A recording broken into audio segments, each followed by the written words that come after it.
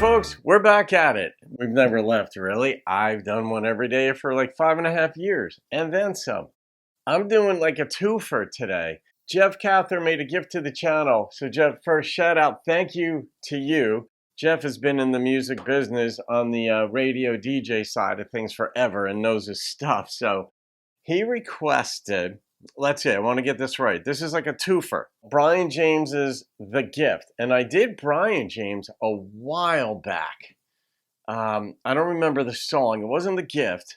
But Jeff said that Brian is originally from Killeen, Texas. Hence, the shirt that Jacob Herrick sent me a while back, Don't California My Texas. And so I did this in honor of anybody really who wants to see this thing. But Jacob, shout out to you. Thank you for the shirt again. But Jeff said that Brian now lives in Florida. And Jeff, you said that you wanted to share Brian with us because his music is so good and traditional. Those your words, so I'll take your word for it because you know your stuff. But the twofer is also, Jeff is a big fan of Bri Bagwell's, as am I. I've done 5 or 6 reactions to Bri, and I think all of them have been above a 9, and some absurdly high. She's a sweetheart, consummate performer. She's got a great sense of humor. But at the end of this video, Jeff asked me if I would put a promo for Bri's new podcast. And so I've done that. It's like a 50-second promo. And I saw like the first 3 seconds of it, and that actually cracked me up because it's so human. So let's see what Brian James has for us, and then we'll go to Bri Bagwell. Here we go. The Gift.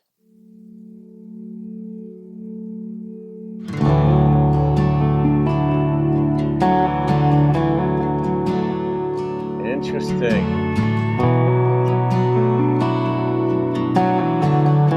You got the phone call late last night,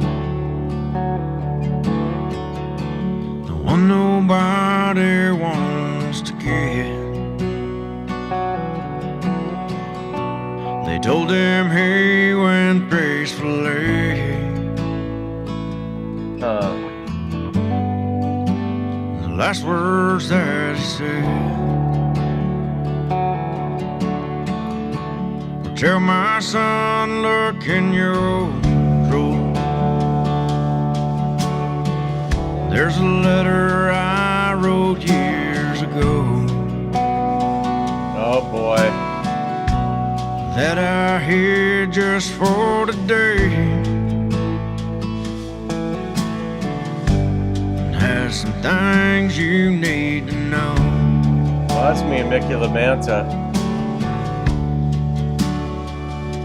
And as he opened up that letter, and tears rolled down his face, they noticed it was short and dated 1988. And it said, son, it's time to dry your eyes. And even though I'm gone, I wrote this letter here to you the day that you were born.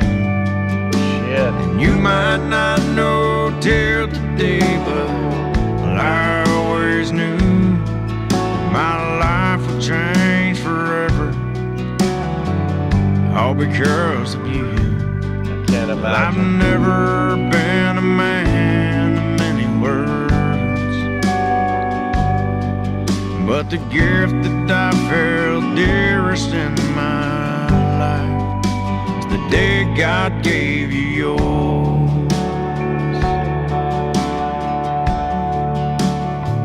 God.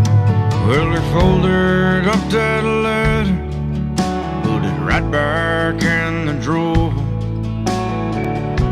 And 10 years later, when his own son was born, he sat and thought about the day that his own life would end.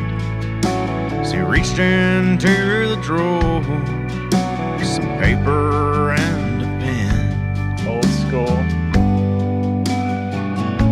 And he wrote, son, it's time to dry your eyes. 'Cause even though I'm gone, I wrote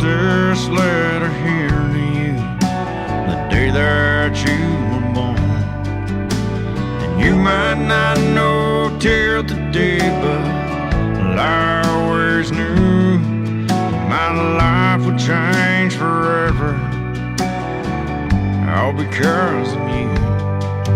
I've never been a man of many words,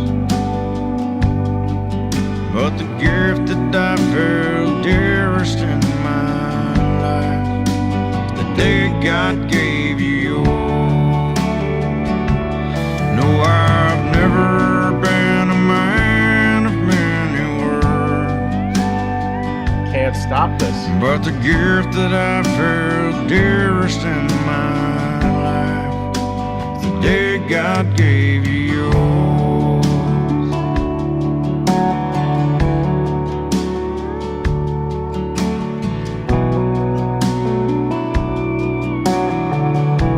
You got the phone call late last night, the one nobody wants to get.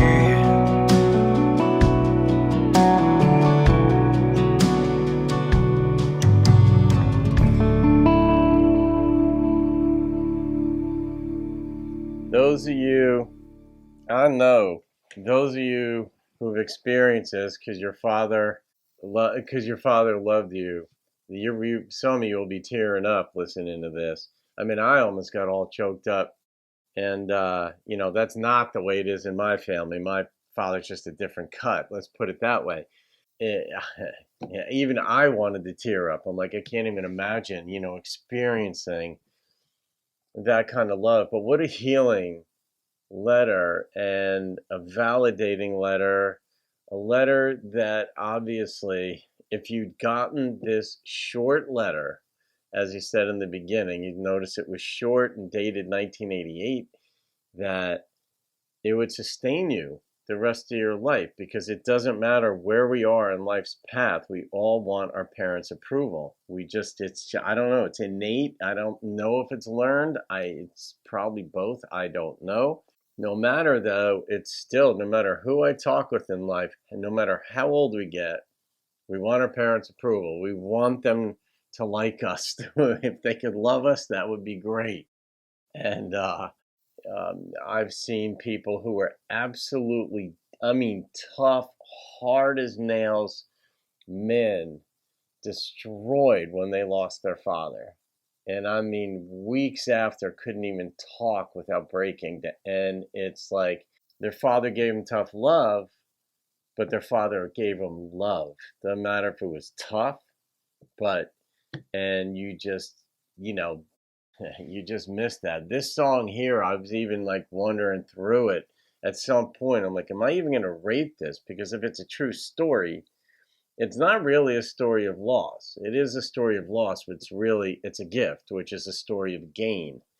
And that, the son who got that letter, and imagine I wrote this the day you were born. In many ways, it doesn't get any more real than that. But he even said in the letter, it's time for you to wipe the tears from your eyes. Even his father knew his son well enough to know his son would be crying. And you say, oh, all kids cry when their parents die. No, they don't. They all don't. It's a very poignant moment, but not everybody even goes to their own parents' funerals. I've been at some where the kids didn't show up because they had no relationship or not a good one with that parent. And there were no tears shed. It just was another opportunity for anger.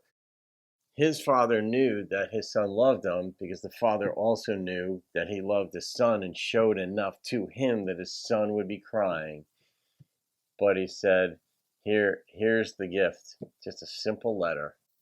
Yeah, Jeff, you must have known that you were going to do this to me because you've seen my reactions before. And yeah, I love not knowing what I'm getting into in a song. I love feeling things that make me laugh, things that make me cry, things that make me want to cry, things that make me think. I love being forced to think. I love being forced to feel. And it doesn't take much because I love it. That's my inclination, is to think and feel. And this certainly accomplished that. So I'm going to rate this song, even if it's a real story. It's not an homage to someone. It's even though that's part of it, that's not the sole purpose. that I'm going to go with the number that popped into my head, and it was a 9.8. It was on the entire strength of that one vignette, that one sliver of life depicted in this vignette about a letter, a gift.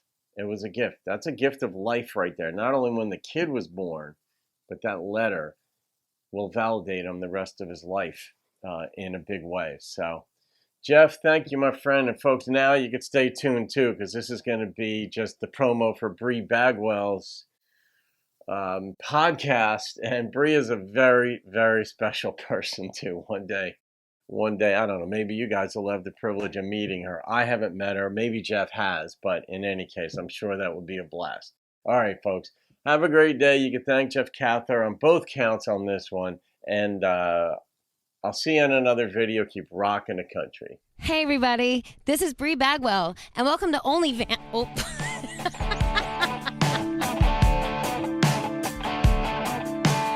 You don't get a courtroom, you don't get a case file, unbiased jury followed by a fair trial. You don't get a judge who might give a damn about a sentence, justice, witness protection. Hey, everybody. This is Bri Bagwell. Welcome to OnlyVans. It's a podcast where I come to you from my backyard in my van, and I get all my friends, and we sit in the front seat with my dog, and we talk about important things like feet pictures, dating in the music scene, getting told that you look tired. Whoo, subscribe and watch and listen and love it.